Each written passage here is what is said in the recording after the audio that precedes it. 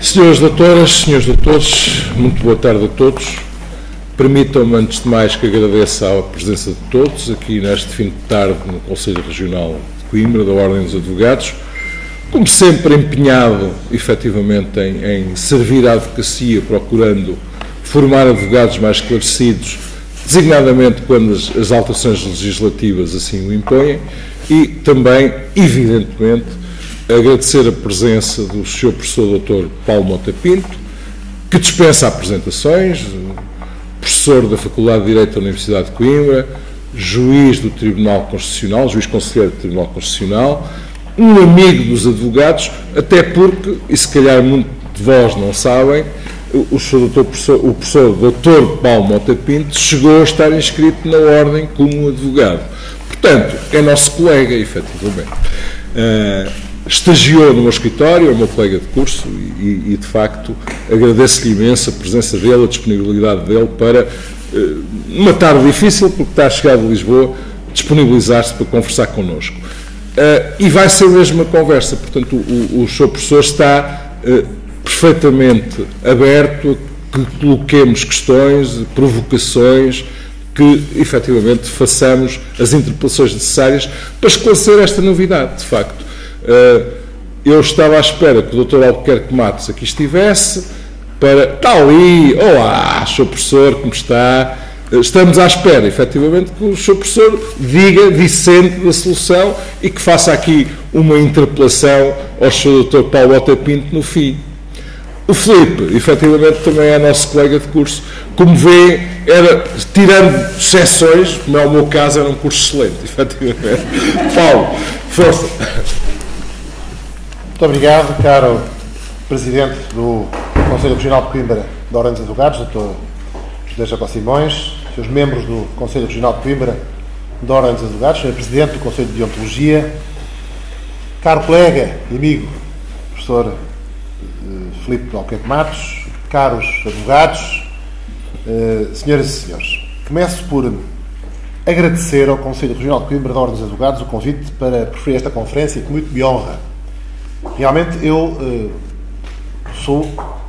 penso que ainda sou advogado inscrito com a inscrição suspensa. Aliás, a minha inscrição na Ordem dos Advogados em Coimbra deu origem a um episódio um pouco estranho, que eu, se me permitem 2 minutos, conto muito rapidamente, mas tem a ver com direitos de personalidade. Quando me inscrevi na Ordem dos Advogados, no último andar, na altura do Palácio de Justiça, em Coimbra, deve ter havido uma gralha na inscrição, e fiquei inscrito. Eu passei a receber a correspondência durante aí uns meses em nome de Paula Mota Pinto. Fui lá corrigir. Acontece que foi antes ainda da primeira lei de proteção de dados, de 91... 92. 92. Bem, o que é certo é que já fui tarde, porque durante anos recebi catálogos de publicações em nome de Paula Mota Pinto. Eu vi onde é que estava a origem disso. Hoje em dia isso não seria possível, com as leis de proteção de dados, etc.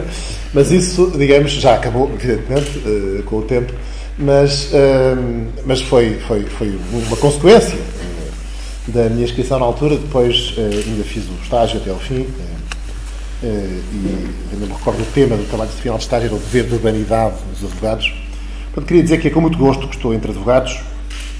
E este convite, além de mais, proporciona-me uma nova oportunidade para debater publicamente a mais recente alteração da parte geral do Código Civil pela Lei nº 49 de 2018, que aboliu os institutos de interdição e de inabilitação e criou o regime do maior acompanhado, alteração que só não é a mais recente alteração ao Código Civil, porque depois dela também foi alterado o regime do direito de preferência do arrendatário, como sabem, previsto no artigo 1091 do Código Civil, a propósito do exercício dos direitos de preferência, em conjunto com outras coisas.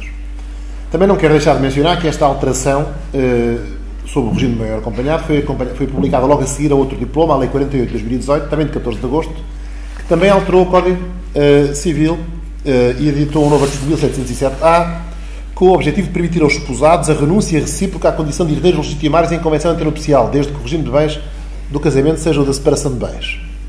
A renúncia pode ser condicionada à não sobrevivência de sucessíveis.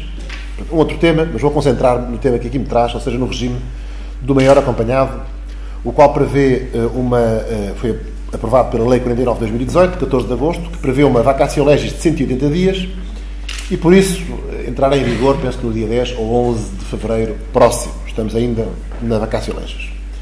Por razões de tempo, eu vou limitar-me aos aspectos de direito material regulados no Código Civil. Não vou abordar aprofundadamente as alterações ao Código de Processo Civil concomitantes, que também foram introduzidas pelo diploma. Há um conjunto de alterações ao Código de Processo Civil relativas a processos que contendem com o maior acompanhado. Que estão também na Lei 49 de 2018.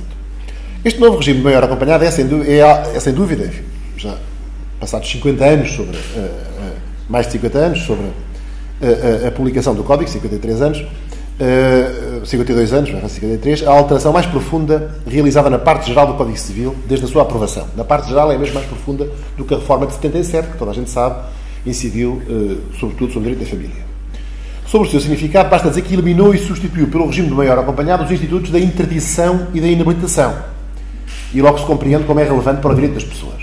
Em particular, este novo regime quis eliminar a referência a uma incapacidade geral dos interditos e dos inabilitados e adaptar o direito português à Convenção de Nova Iorque sobre os direitos das pessoas com deficiência, uma convenção que foi adotada pelas Nações Unidas em 30 de março de 2007 e aprovada por resoluções da Assembleia da República de 2009. Segundo esta Convenção, no artigo 12, números 1 e 2, e passo a citar, os Estados-partes reafirmam que as pessoas com deficiência têm direito ao reconhecimento perante a lei da sua personalidade jurídica em qualquer lugar e que as pessoas com deficiência têm capacidade jurídica em condições de igualdade com as outras, em todos os aspectos da vida. Portanto, usa o conceito capacidade jurídica. Depois tem um conjunto de outros números neste artigo 12º. Devem tomar medidas apropriadas para providenciar acesso às pessoas com deficiência ou apoio que possam necessitar do exercício da sua capacidade jurídica, para total acompanhamento. Assegurar que todas as medidas que se relacionam com o exercício da capacidade jurídica fornecem as garantias apropriadas e efetivas para prevenir o abuso. Que as medidas relacionadas com o exercício dessa capacidade em relação aos direitos, vontades e preferências estão isentas de conflitos de interesse, são proporcionais e adequadas às circunstâncias da pessoa. E, portanto, um conjunto de compromissos que o Estado português subscreveu quando aprovou esta Convenção. Em especial, este número 2 do artigo 12º, que reafirma que as pessoas com deficiência têm capacidade jurídica, obrigava, segundo o entendimento quase unânime da Convenção, a alterar o regime jurídico das incapacidades previsto no Código Civil. Embora, como se sabe, o conceito técnico de capacidade jurídica é associado na nossa doutrina à capacidade de gozo de direitos, parece que era usado na Convenção com o sentido de capacidade de exercício. Era esse o sentido, não de titularidade, mas de possibilidade de agir, de movimentar a própria esfera jurídica. Este regime da Convenção, o regime do Código Civil, retirava como regra a capacidade de agir ou a capacidade de exercício dos interditos e inabilitados, por exemplo, por surdez, nudez ou cegueira ou por anomalia psíquica. Enquanto, pelo contrário, se entendia por capacidade jurídica, para a Convenção, não só a capacidade de gozo, mas também essa capacidade de agir. Por isso, surgiram várias propostas de alteração do regime das incapacidades. Aliás, já em conformidade com posições que também tinham sido assumidas na doutrina. Havia já tese de mestrado, aqui na faculdade, por exemplo, algumas, sobre esta matéria. E uma das propostas foi, aliás, elaborada no âmbito do Centro de Direito da Família da Faculdade de Direito de Coimbra. E houve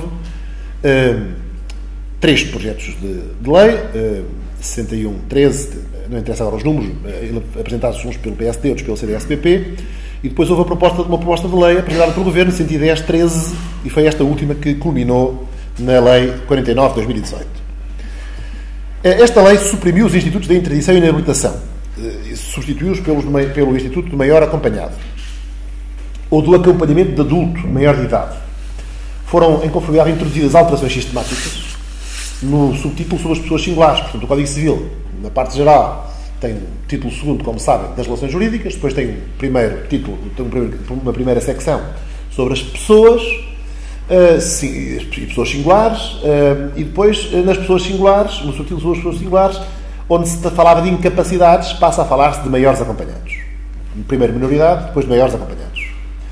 E também, portanto, essa secção quinta designa-se menores e maiores acompanhados. Estas secções deixaram de se reportar, portanto, a limitação de estatuto jurídico das pessoas em causa para se referirem antes aos próprios sujeitos para os quais se prevêem limitações. Em si, parece que nada teria impedido preservar as designações interdito ou inabilitado.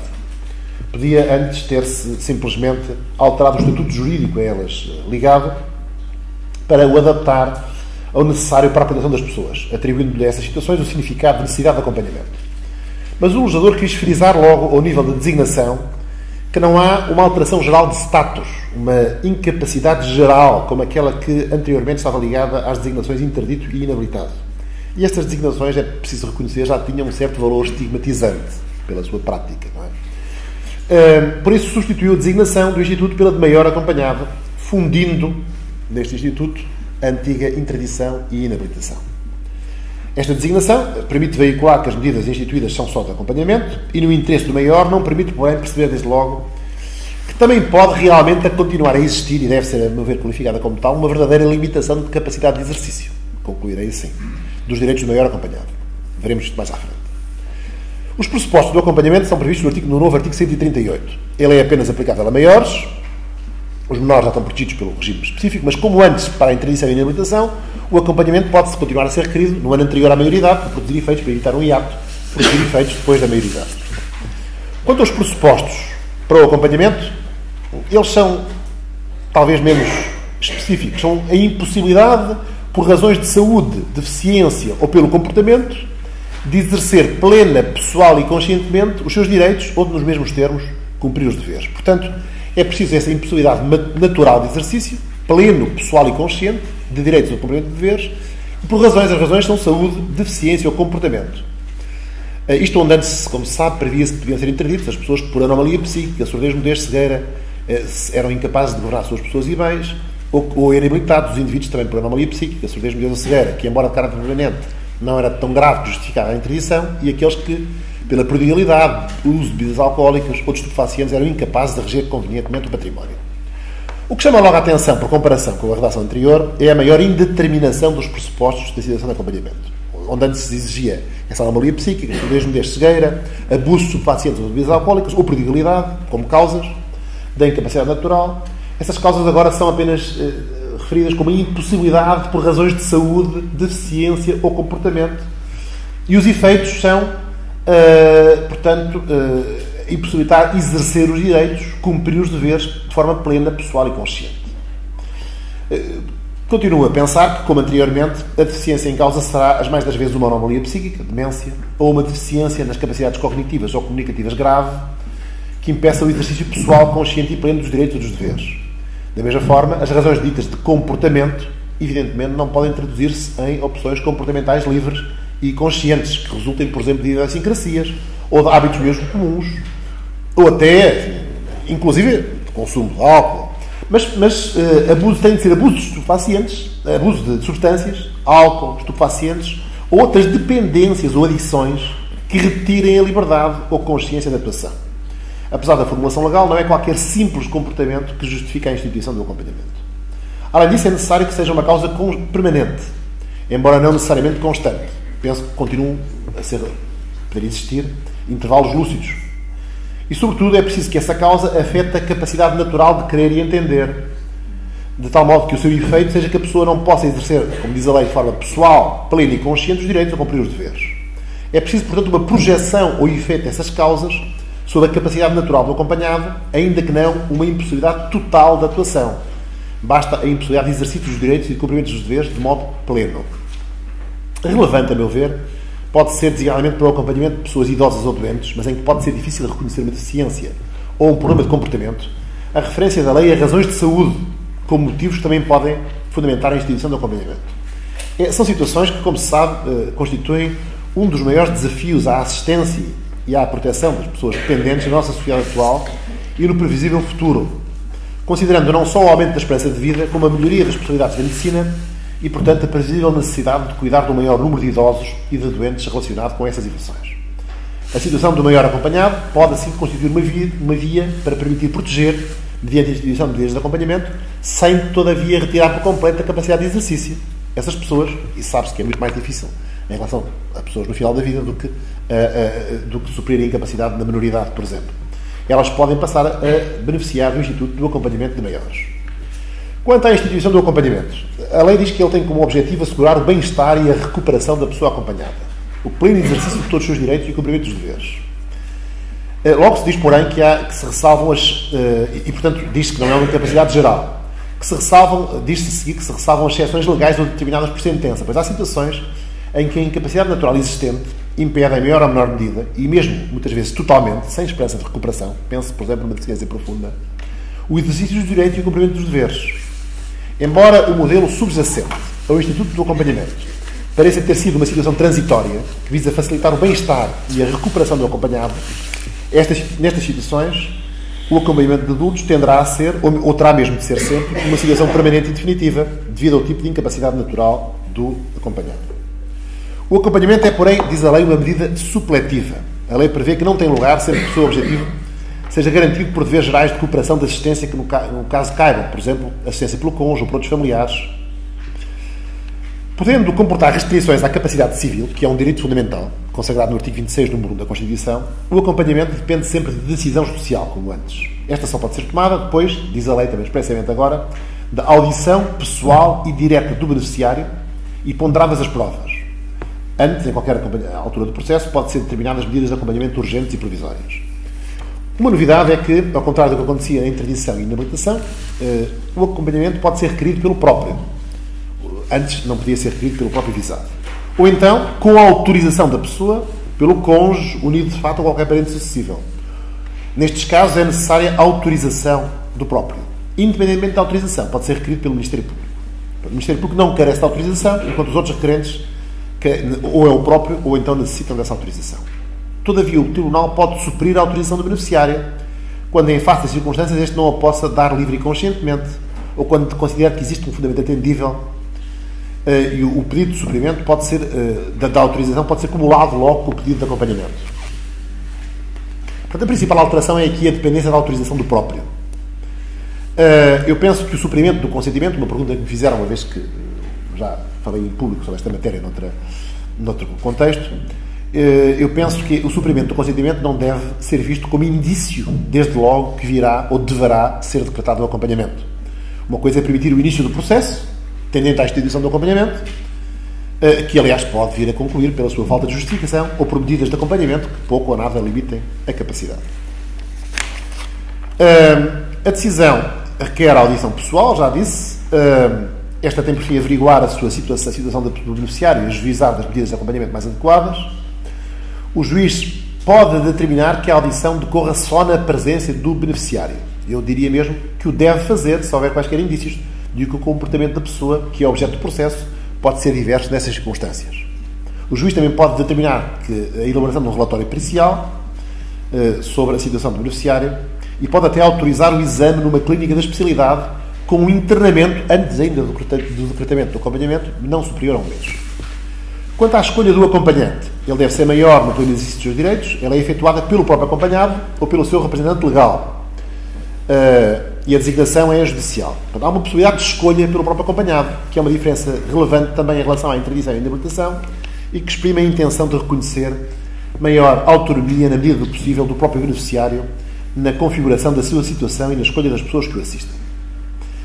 Para possibilitar esta maior autonomia, o legislador instituiu e regulou a figura do chamado mandato com vista a acompanhamento. Um ato pelo qual, prevenindo eventual necessidade de acompanhamento, se celebra um mandato para a gestão dos seus interesses, com ou sem poderes de representação, com um futuro acompanhante. Este mandato é um contrato pelo qual, portanto, o futuro acompanhante se obriga a desempenhar essa função por conta do acompanhado, obedece ao regime geral do mandato, mas deve especificar os direitos envolvidos. É uma expressão que não é muito técnica. E o âmbito nesta parte do envolvidos, e o âmbito da eventual representação. Ele é livremente revogável pelo mandante e a sua relevância exprime-se no momento em que é decretado o acompanhamento, no momento em que o Tribunal diz que deve aproveitar o mandato de todo ou em parte. Ele deve ser tido em conta, mas não é imperativo, uma vez que, por exemplo, as circunstâncias atuais podem diferir em aspectos relevantes das consideradas no momento da celebração. O Tribunal pode, aliás, fazer cessar o mandato com base na vontade presumível do mandante, quando seja razoável presumir que a vontade do mandante seria de o revogar. É um caso em que o legislador concedeu ao Tribunal o poder de revogação de um negócio jurídico privado apenas com base na sua vontade presumível, mas sempre para a proteção do declarante, mandante. Portanto, devendo exigir-se que essa proteção ou o interesse do mandante imponham essa revogação para que ela tenha lugar. A lei não prevê e pode questionar se pode também ser celebrado o mandato com uma instituição que organiza o acompanhamento. Tendo o acompanhante de ser uma pessoa singular, parece que essa possibilidade está excluída. Mas a lei permite, no artigo 143, número 2, a linha G, que o acompanhamento seja deferido pelo Tribunal à pessoa indicada pela instituição em que o acompanhado esteja integrado. Penso que nada parece impedir que o mandato se refira logo a tal instituição. Na falta de escolha pelo acompanhado e de mandato, o acompanhamento é deferido no processo à pessoa cuja designação melhor salvaguarda o interesse imperioso, é o que diz a lei, do beneficiário. Depois, exemplificativamente, é aliás uma exemplificação interessante, porque, a ver, mostra também uma certa alteração sociológica. O cônjuge não separado, judicialmente de facto ou de facto, unido de facto, qualquer dos pais, a pessoa designada pelos pais ou a pessoa que exerce as responsabilidades parentais, em testamento ou em documento autêntico, os filhos maiores, qualquer dos avós. Chama aqui a atenção que os filhos acabem bastante para baixo e que o unido de facto e outros estejam mais para cima. E, por último, o mandatário a quem o acompanhado tenha conferido poderes de representação ou outra pessoa idónea, além da pessoa indicada pela instituição como referido. A lei passou mesmo a prever que podem ser designados vários acompanhantes com diferentes funções, especificando as atribuições a cada um. Anteriormente, aliás, já se previa que o regime da administração de bens podia coexistir com as responsabilidades parentais ou com a tutela em hipóteses delimitadas. Tal como se previa antes para a tutela, e em resultado do dever de assistência, os cônjuges, descendentes e ascendentes não podem escusar-se ou ser exonerados. Apenas podem os descendentes ser exonerados a seu pedido ao fim de 5 anos, se houver outros descendentes igualmente idóneos.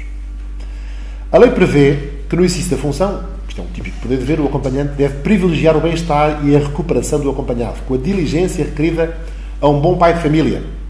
Continua a usar este padrão. Na concreta situação considerada, deve manter contacto permanente com o acompanhado e deve visitá-lo, no mínimo, com uma periodicidade mensal ou outra periodicidade que o Tribunal considera adequada. É um dever pessoal, pelo qual se pretende que o acompanhante se não alheie da pessoa do acompanhado, limitando-se a curar os seus interesses patrimoniais.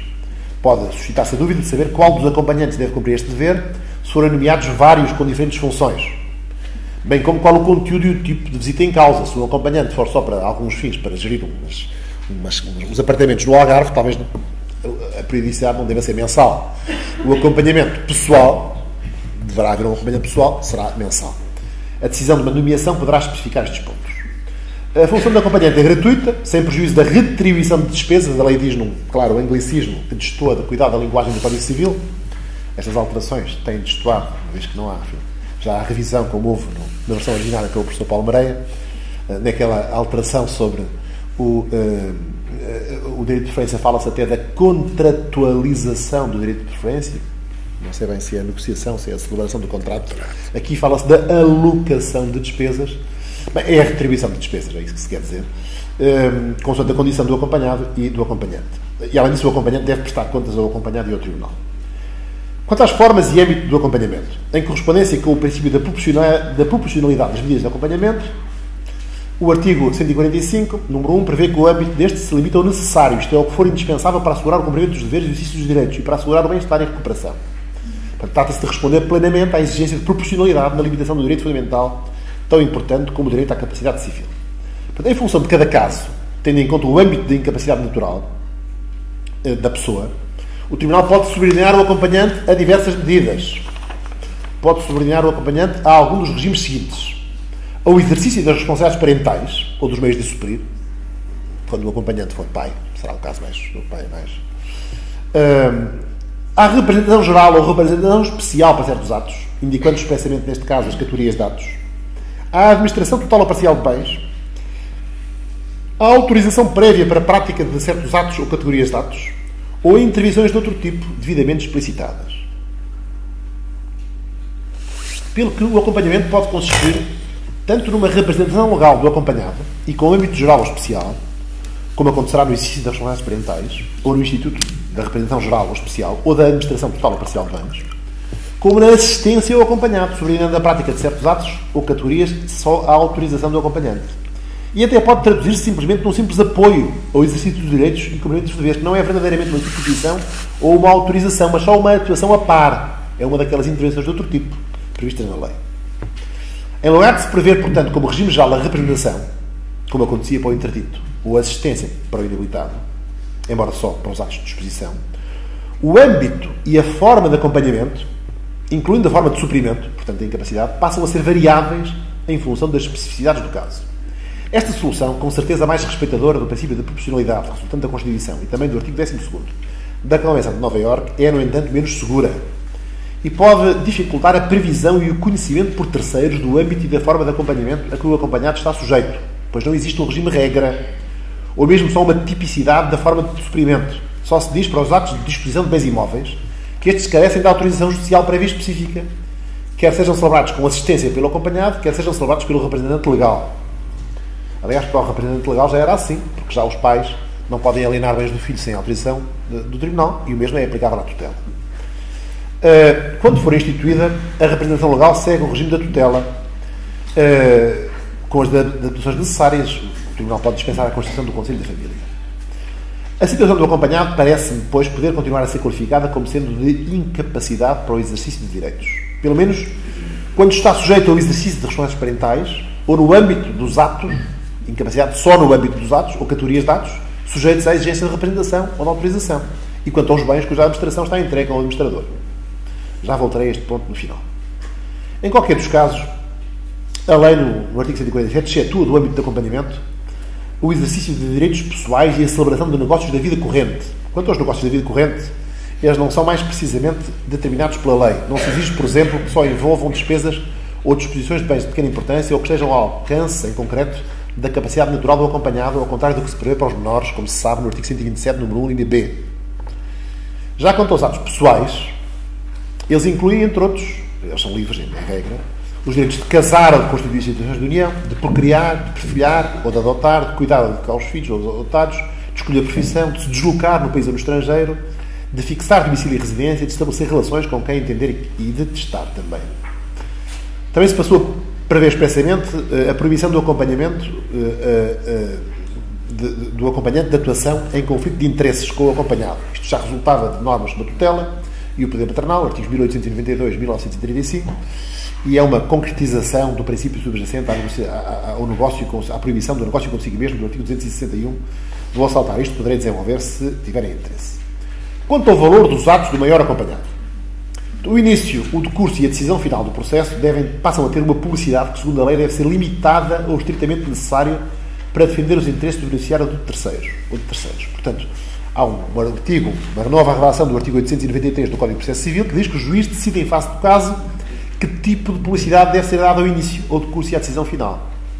Ele pode, aliás, determinar a publicação de anúncios em sítio oficial, pode, quando o interesse do beneficiário justifique, dirigir comunicações, ordens a instituições de crédito, bancos, a intermediários financeiros, a conservatórios de registro predial, civil ou comercial, a administrações de sociedades ou outras entidades. Portanto, esta limitação visa evitar, é uma das queixas que se fazia, a estigmatização e o isolamento do acompanhado, ou da pessoa, melhor dizendo, só da pessoa contra a qual foi iniciado um processo, do seu meio social e económico, como efeito de uma publicidade alargada, logo associada ao início do processo.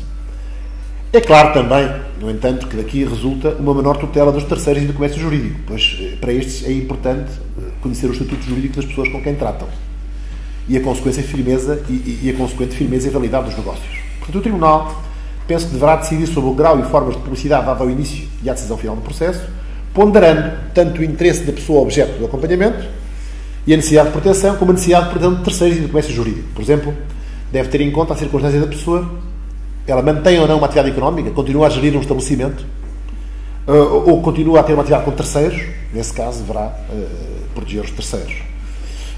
E, portanto, é preciso ver isso em concreto. De todo modo, as decisões sociais de acompanhamento é-lhes aplicável os artigos 1920b e 1920c, porque são obrigatoriamente registadas. E, na falta de registro, não podem ser invocadas contra terceiro de boa-fé. Daqui já resulta, como já resultava antes, uma certa proteção do comércio jurídico e de terceiros que tratem com a pessoa acompanhada. Quanto ao valor, especificamente, dos atos patrimoniais do acompanhado, ele está regulado no artigo 154. Esses atos, praticados pelo maior acompanhado sem a observância das medidas de acompanhamento, são anuláveis se forem posteriores ao registro da sentença. Portanto, mantém-se o princípio de que a proteção do incapaz, neste caso a proteção do maior acompanhado, prevalece sobre a proteção da boa-fé e da confiança de terceiros. É um princípio geral, em princípio, protege-se o incapaz ou acompanhado. Quanto ao prazo dentro do qual a ação de anulação deve ser proposta, ele não ficou especificamente previsto para os atos do acompanhado. Parece dever recorrer-se ao regime geral do artigo 287, número 1, que prevê o prazo de 1 ano. A lei só esclareceu no artigo 154, número 2, que este prazo só começa a contar a partir do registro da sentença. Mas estes dias após termo inicial só releva para os atos praticados antes desse registro. Se os atos são praticados na pendência da ação, o prazo só começa a contar depois do registro. Quanto aos atos posteriores ao registro, a nova redação do Código Civil, que eliminou a remissão, deixou de haver aquela remissão que havia para os menores, dos inabilitados para os interditos, dos interditos para os menores, eliminou, portanto, a remissão para o artigo 125, essa eliminação, com um afastamento, resultante do afastamento de uma incapacidade geral. No entanto, a nova redação nada diz sobre o termo inicial do prazo de anulação. Acho, aliás, que algumas das críticas mais fortes ou mais que se podem fazer a este regime têm a ver, em aspectos técnicos, com esta questão, com o regime da anulação. Afigura-se-me que esse prazo deve ser 1 ano a contar do conhecimento do ato pela entidade que pode anular, que é o acompanhante, por analogia com o disposto no artigo 125, número 1, linha A, e penso que se deve continuar a recorrer a essa norma, embora por analogia. Mesmo a legitimidade para promover a anulação deixou de estar prevista no Código Civil, porque se eliminou aquela remissão. Resulta indiretamente do artigo 903 do Código de Processo Civil, segundo a qual, transitada a decisão, pode o acompanhante requerer a anulação dos atos praticados pelo acompanhado que estejam abrangidos pelo acompanhamento. Mas isto era uma matéria de direito material, mas deveria ter continuado no Código Civil. Esta norma, aliás, só se refere aos atos praticados depois da expedição de comunicações e entidades, mas por maioria de razão, aplica-se à legitimidade para anular os atos praticados posteriormente ao registro. Em todo o caso, portanto, até por comparação com a previsão sobre os prazos e a legitimidade para anular na redação originária do Código, a meu ver, era recomendável maior clareza do legislador ou prever de forma explícita a legitimidade e o prazo, quer a duração, quer o dir a Zacó, para anular os atos praticados pelo acompanhado sem observância das medidas de acompanhamento. E é uma das críticas que se pode fazer a este regime.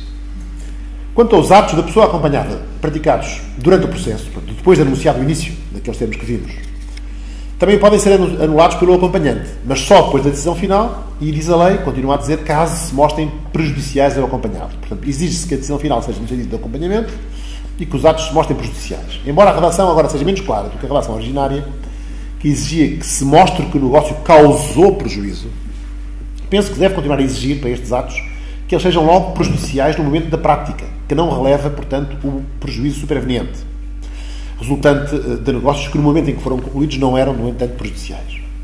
A maior proteção do acompanhado, que pareceria resultado da relevância também de atos que só supervenientemente se mostram prejudiciais, é, a meu ver, mais do que contrabalançada pelo efeito de isolamento e de impedimento de continuação da atividade que resultaria da potencial relevância de um mero prejuízo superveniente, logo a partir do momento em que é iniciado o processo de acompanhamento.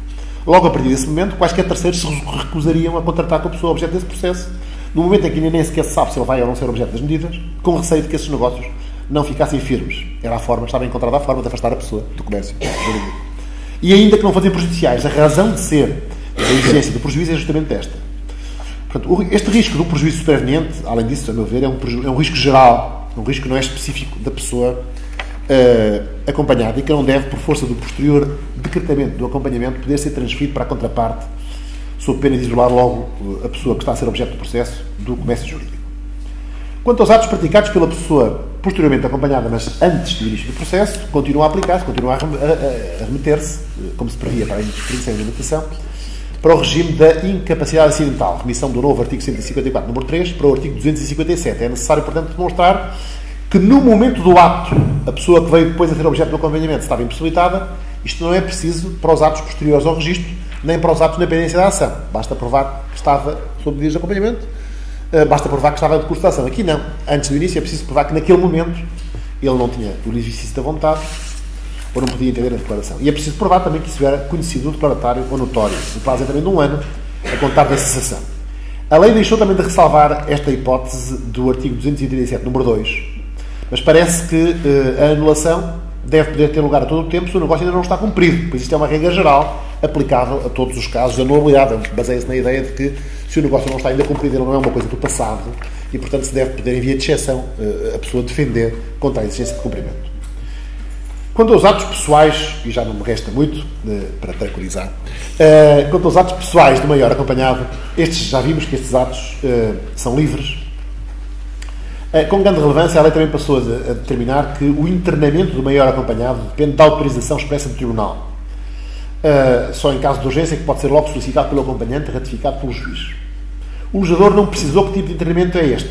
penso que deve ser qualquer tipo de internamento, não só o clínico. Aliás, o internamento clínico, em regra, será em casos de urgência. Mas penso que se aplica a qualquer tipo de internamento. Relevo tem também as alterações introduzidas no regime especial de alguns atos pessoais. Por exemplo, aliás, vou dizer quais foram, passa a constituir impedimento de dirimento absoluto ao casamento, além da demência notória, a decisão de acompanhamento quando a sentença respectiva assim o determina. Portanto, elimina-se a proibição geral de casar dos interditos e inabilitados por anomalia psíquica.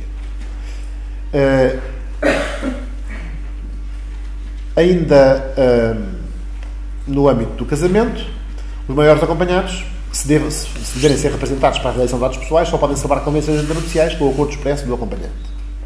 Quanto à perfilhação, do mesmo modo, os maiores acompanhados com restrições ao exercício de direitos pessoais, previstas na sentença, não podem perfilhar. Portanto, também se remete para o conteúdo concreto da decisão de acompanhamento. Quanto ao exercício do poder paternal, eliminou-se a inibição ex vilegis dos interditos e inabilitados por anomalia psíquica. Passam a ser inibidos os maiores acompanhados, artigo 1913, número 1, INB, nos casos em que a sentença de acompanhamento assim o declara. E também se eliminou a inibição de outros incapazes para representar o filho e administrar os seus bens, como se previa antes para os interditos e inabilitados por outras causas, passa a depender exclusivamente do que a sentença de acompanhamento previa. Do mesmo modo, eliminou-se a proibição geral do exercício da tutela por incapazes, também se remete para a sentença de acompanhamento. O acompanhado também passa a poder exercer funções de cabeça de casal, salvo se igualmente a sentença o ressalvar. Quanto à capacidade para testar, eliminou-se, em conformidade com a restrição ao acompanhamento, para não abranger atos pessoais, a incapacidade geral de testar dos interditos por anomalia psíquica.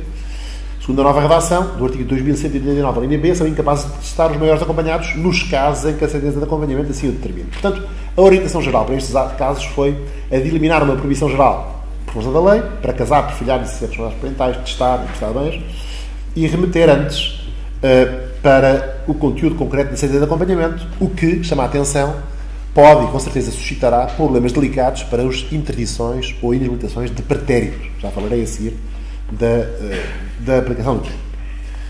Quanto à cessação ou modificação da situação de acompanhamento, ela verifica-se mediante decisão judicial, reconhece a cessação ou modificação das causas.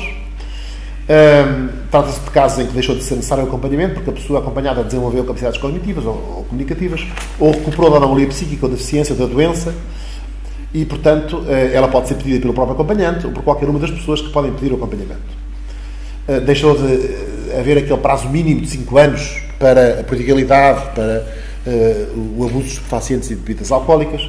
O que se prevê agora é que o Tribunal deve rever oficiosamente as medidas de acompanhamento em vigor de acordo com o periodicidade constada da sentença, e no mínimo de 5 em 5 anos. Vai aumentar, porque o Tribunal vai aumentar. Resta saber se esta revisão vai ser uma revisão efetiva ou vai ser uma revisão, peço desculpa pela expressão quase de chapa, mas espero que seja realmente efetiva. Quanto à entrada em vigor e aplicação no tempo, o regime jurídico maior acompanhado, com a eliminação destes institutos de interdição e inabilitação, entrará em vigor, como disse, em 10 ou 11, enfim, há aqui uma divergênciazinha, um dia, mas vamos supor que é 10 de fevereiro de 2018, 180 dias depois da publicação da lei, que é 14 de agosto, mas não é em 15 de agosto, porque há uns meses pelo meio que tem 30 dias e um até que tem menos. Não, tem 30 dias.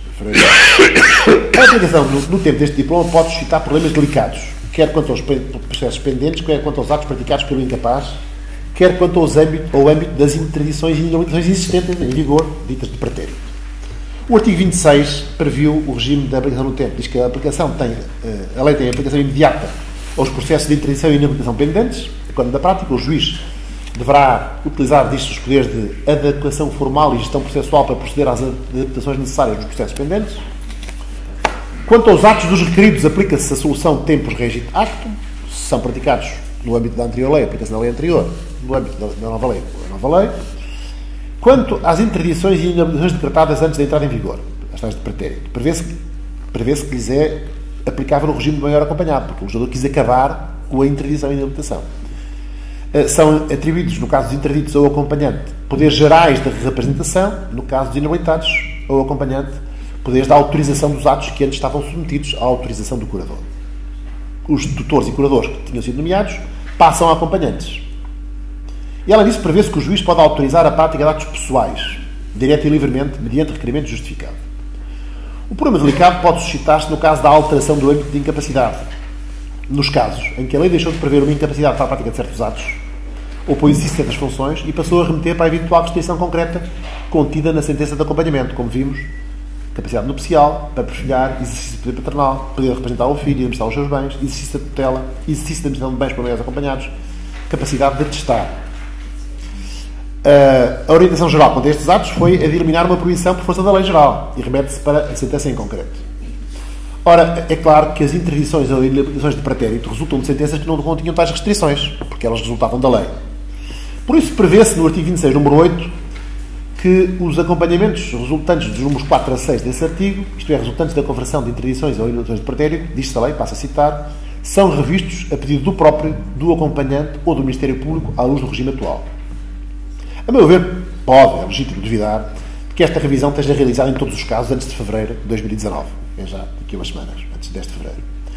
Pelo que suscitará a questão de saber se esses interditos ou inabilitados, agora convertidos por força da lei a maiores acompanhados, deve, como parece resultar da redação dos artigos 26, números 3 a 6, na falta de decisão judicial e de norma legal restritiva, passar a ser reconhecida capacidade para a prática desses atos e para o exercício de funções referidas, como resulta da revogação das normas legais limitativas de capacidade e da intenção de se ter querido acabar com a interdição e inabilitação, o que pode ter consequências graves, como toda a gente percebe, ou se, pelo contrário, deverão continuar a ser considerados incapazes, pelo menos quanto à prática de atos pessoais, até à revisão de cada acompanhamento que resulta da conversão de interdições e inabilitações, apenas podendo ser praticados, nesses casos, esses atos pessoais, direta e livremente, se forem autorizados pelo juiz, como seria, digamos, seria nesse caso a utilidade do artigo 26, número 5, nesta norma transitória. Eu vou reservar o meu juízo sobre estas interpretações. Parece-me que a primeira interpretação tem consequências muito gravosas. Penso que o legislador deveria ter sido mais claro. Portanto, tendo a entender que se manterá uma incapacidade até à revisão por salvo a autorização do juiz para atos pessoais. Mas, enfim, em qualquer caso, o que se recomendará é que se proceda com urgência à revisão em concreto das situações destes interditos e inabilitados de pretérito, até por razões de igualdade, para declarar quais os atos e funções que cada um deles pode passar a desempenhar validamente, segundo o novo regime legal do maior acompanhado. Termino com uma qualificação da situação do maior acompanhado e uma apreciação global. Este não é ainda o lugar para fazer uma avaliação geral e aprofundada do novo regime, está ainda a decorrer a vacatio legis, seria prematura. Confirma-se, no entanto, depois do que vimos, que se trata de uma alteração muito relevante no direito das pessoas do Código Civil. Eliminou-se a previsão como regra da incapacidade geral e a equiparação aos menores. Foram também, ao longo do Código Civil, foram sempre prorrogadas as referências a interditos e inabilitados, substituídos pelo maior acompanhado. A eliminação da referência à incapacidade de maiores não foi, porém, total. Pese embora a supressão no título sistemático da referência a incapacidades, manteve-se a referência a uma incapacidade em algumas normas. Por exemplo, o novo artigo 320, número 3, sobre a suspensão da prescrição a favor de menores ou maiores acompanhados, passou a dizer que essa suspensão é aplicável aos maiores acompanhados que não tenham capacidade para exercer o seu direito. O próprio legislador reconhece que há casos em que não há capacidade. Portanto, aquela suspensão até 3 anos, portanto, sob o termo do prazo que seria aplicável caso não fossem incapazes. Nesta norma e noutras normas, por exemplo, também numa norma sobre o casamento, se refere-se en passant à situação de incapacidade. Consoante o que se preveja na sentença, cujo papel na configuração da restrição à capacidade avulta a maior medida no futuro, como só acontecia antes e em limitada medida para o inabilitado, que neste sentido está mais próximo do novo regime, a situação do acompanhado pode depois continuar a ser qualificada, a meu ver, também dogmaticamente, como sendo a de incapacidade para o exercício de direitos, pelo menos se está sujeito ao exercício de responsabilidades parentais ou no âmbito dos atos ou categorias sujeitos à representação ou à autorização pelo acompanhado, ou aos bens cuja administração está entregue ao administrador. Pois trata-se então de dados para cuja prática o acompanhado não terá aptidão sem observar as medidas de acompanhamento, as quais consistirão, as mais das vezes, numa verdadeira representação legal ou assistência. E os atos praticados pelo acompanhado sem respeitar essas medidas continuarão a ser inválidos. Pode, por isso, continuar a falar-se, neste âmbito, do incapaz e de uma incapacidade de exercício de direitos, embora a lei não preveja como regra essa incapacidade. E o seu recorte dependa da sentença. O regime do maior acompanhado respeita, pelo âmbito e objetivos, a meu ver, aquilo a que o Estado português se obrigou quando aprovou e ratificou a Convenção de Nova Iorque. Pela sua maleabilidade e configurabilidade judicial, pode também dizer-se que atende melhor às circunstâncias do caso concreto e, portanto, às exigências do princípio da proporcionalidade na limitação do direito fundamental à capacidade civil. A designação emprega reflete melhor que as anteriores que as medidas são no interesse do bem-estar e da recuperação do menor. E o alargamento dos pressupostos, em certas situações, em que são enquadrados problemas de saúde, também pode constituir uma via para prevenir e proteger, com medidas de acompanhamento sem retirar a capacidade, idosos ou doentes que beneficiam deste instituto.